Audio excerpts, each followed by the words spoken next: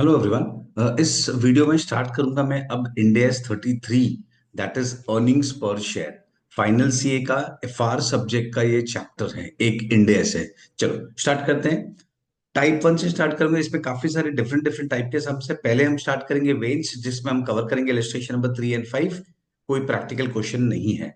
चलो स्टार्ट करते हैं। अभी देखो, अर्निंग पर शेयर क्या होता है, आई थिंक सबको पता है। हमने इंटरमीडिएट में भी देखा है कि अर्निंग पर शेयर क्या है।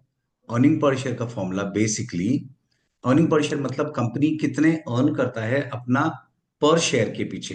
तो बेसिकली उसका फॉर्मूला होता है earning per share is equal to, earning per share is equal to profit after tax. Company ने जो भी प्रॉफिट अर्न किया है उसमें से हम पहले प्रेफरेंस को डिविडेंड दे देते हैं, जो इक्विटी कैटेगरी के हैं एंड नॉट लाइबिलिटी कैटेगरी।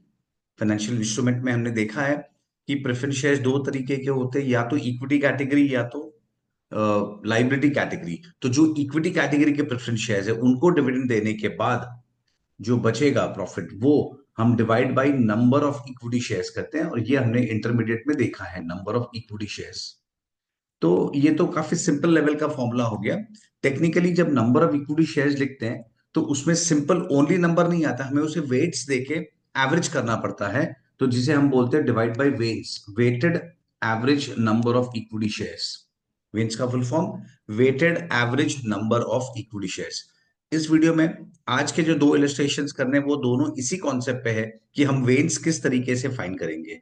चलो स्टार्ट करते हैं। क्वेश्चन नंबर 3 पे आता हूं।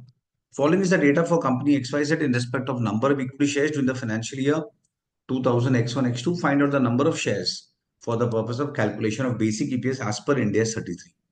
सबसे पहले हमारे पास ओपनिंग बैलेंस। फाइन, हमारे पास ओपनिंग बैलेंस कितना था? ओपनिंग बैलेंस है 10,000 शेयर्स। फिर कंपनी ने इशू किया ऑन 15 जून 75,000 इक्विटी शेयर्स। फिर 8 नवंबर conversion of convertible preference shares in equity, preference shares को इक्विटी में कन्वर्ट किया। Then 22 Feb buyback of shares 20,000। और लास्ट में क्लोजिंग बैलेंस 205। मतलब अगर से हम ऐड करेंगे, अगर 1 लाख प्लस 75,000 प्लस 50 - 20, तो क्लोजिंग एंड में हमारे पास 2,05,000 शेयर्स है। चलो स्टार्ट करते हैं। हम वेन्स किस तरीके से फाइंड करेंगे? Weighted average number of equity shares. Initially हमारे पास 1 लाख शेयर्स थे। देखो, weighted average number of equity shares मतलब हमें उसे वेट्स देना होता है। हमें उसके नंबर ऑफ डेज या नंबर ऑफ मंथ्स के रेशियो में वेट्स मंथ्स या डेज के कंसिडर करके दिया जाएगा। फाइन, स्टार्ट करते हैं पहले ओपनिंग से। ये जो ओपनिंग 1 लाख है, ऑब्वियसली वो हमारे पास स्टार्टिंग ऑफ द ईयर से एंड ऑफ द ईयर तक था। तो इसको हम 365 डेज का वेट देंगे, स्टार्टिंग से एंड 365। फिर कंपनी ने शेयर इशू किया है कितना? 75,000 शेयर्स। तो वो हम यहाँ पे लेंगे 75,000। अब उसे वेट्स देना होगा, उसे वेटेड करना होगा। हम कितना डेज लेंगे हम वो देखते हैं। सी वेटेड का मतलब क्या होता है पहले वो भी समझ जाओ। मैं एक पहले सिंपल एग्जांपल दे देता हूँ वेट का, फिर हम आगे जाते हैं। सपोज अगर कंपनी ने 1 अक्टूबर से middle of the year, 31 March year ending है, और 1 अक्टूबर सपोज 20,000 शेयर इशू किया है। तो ये 20,000 के बोलने का दो तरीका होगा कि 20,000 शेयर 6 मंथ्स था, या तो फिर तुम इस तरीके से भी बोल सकते हो कि 20,000 इंटू 6/12, दैट इज 10,000। कि एज इफ हमारे पास 10,000 शेयर्स पूरे साल के लिए था। तुम इस तरीके से भी बोल सकते हो, या 20,000 शेयर 6 मंथ्स के लिए था। तो इसको वेटेड एवरेज बोलते हैं, वेटेड एवरेज शेयर्स। तो बस यही कॉन्सेप्ट अप्लाई करना है यहाँ पे। अब हमने 75,000 शेयर कब इशू किया? 15 जून। तो हम इसको डेज काउंट करेंगे 15 जून से 31 मार्च। यहाँ पे ध्यान रखना है कि हम 15 जून को भी काउंट करेंगे, क्योंकि 15 जून इश्यू हो चुका है तो 15 को शेयर्स थे। तो यहाँ पे इंपॉर्टेंट पॉइंट है कि काउंट काउंट 15 जून, काउंट 15 जून। हमें 15 जून काउंट करना है, 16 से नहीं काउंट करना है, 15 से काउंट करना है। तो चलो, जून में 30 डेज होते हैं, उसमें से 14 में नहीं था, 15 से आया। तो जून में अगर हम देखेंगे तो 16 डेज है। 30 - 14, 30 - 14, 14 डेज नहीं काउंट करना है, 15 से काउंट करना है। तो जून में हुए 16 डेज, और जुलाई 31, अगस्त 31, सितंबर 30, अक्टूबर 31, नवंबर 30, दिसंबर 31, जैन 31, फेब फिलहाल हम 28 डेज ही ले रहे हैं। फेब 28, क्योंकि यहाँ पे हमें पता नहीं है लीप ईयर है क्या नहीं है, तो हम नो नो लीप ईयर मानेंगे। और मार्च 31, दैट इज 290 डेज। 290 डेज, तो 290/365। मैं फिर से रिपीट कर रहा हूँ, यहाँ पे ध्यान रखना 15 जून को इशू किया है, तो 15 जून काउंट किया जाएगा। Next one. फिर 8 नवंबर को conversion of convertible preference shares in equity, 8 नवंबर। चलिए, कितने शेयर्स हमने इशू किए, कितने शेयर्स हमने कन्वर्शन के बाद कितने शेयर्स आए, 50,000 शेयर्स। और डेज काउंट करते हैं 8 नवंबर से। 8 नवंबर हम काउंट करेंगे, तो नवंबर में हो गया 30 - 7, क्योंकि मुझे 8 को काउंट करना है। 30 - 7, 23। दिसंबर 31, जैन 31, फेब 28 और मार्च 31। तो टोटल 144 डेज आ गया। तो 144/365। फिर लास्ट में है 22 फेब को हमने बाई बैक किया। 22 फेब को हमने बाई बैक किया, तो हमारे पास कितने डेज हुए हम देखते हैं। तो 22 को हमने बाई बैक कर दिया है, तो देखो, first of all by back किया मतलब माइनस होगा। बाय बैक किया है मतलब माइनस होगा, क्योंकि उतने डेज सॉरी, उतने डेज शेयर्स हमारे पास नहीं थे। 22 से शेयर्स नहीं थे, तो हम उसे माइनस कर देंगे, क्योंकि रिमेनिंग डेज हमारे पास बाईबैक के बाद वो शेयर्स नहीं थे। बाईबैक मतलब कंपनी ने अपना शेयर्स मार्केट से बाईबैक कर लिया, वापस ले लिया, तो शेयर कैपिटल कम हो जाएगा। तो कितना डेज 22 से हम काउंट करेंगे, तो 28 टोटल फेब के डेज होते हैं, उसमें से -21, तो 7 डेज फेब के हो गए। और 31 डेज हो गए मार्च के, तो 38 डेज, 38 डेज। तो ये हो गए 38 डेज। That's it. अभी हमें इसे एवरेज करना है। तो पहला तो 1 लाख ही है, second 75,000 into 290 divide by 365, 50,000 into 144 divide by 365, और लास्ट का 20,000 इंटू 38 डिवाइड बाई 365। ये हम माइनस कर देंगे, तो टोटल नंबर ऑफ शेयर्स आ गया, एवरेज नंबर ऑफ शेयर्स आ गया 1,77,232.8। तो 233 कर देते हैं, तो ये हो गया हमारा weighted average number of shares, 1,77,233। I hope ये सबको कॉन्सेप्ट समझ गया होगा। ओके, इनसे मैच भी हो गया 177,233। अब हम नेक्स्ट सम पे आते हैं, जो अगेन वेन से कनेक्टेड है। Illustration number 6।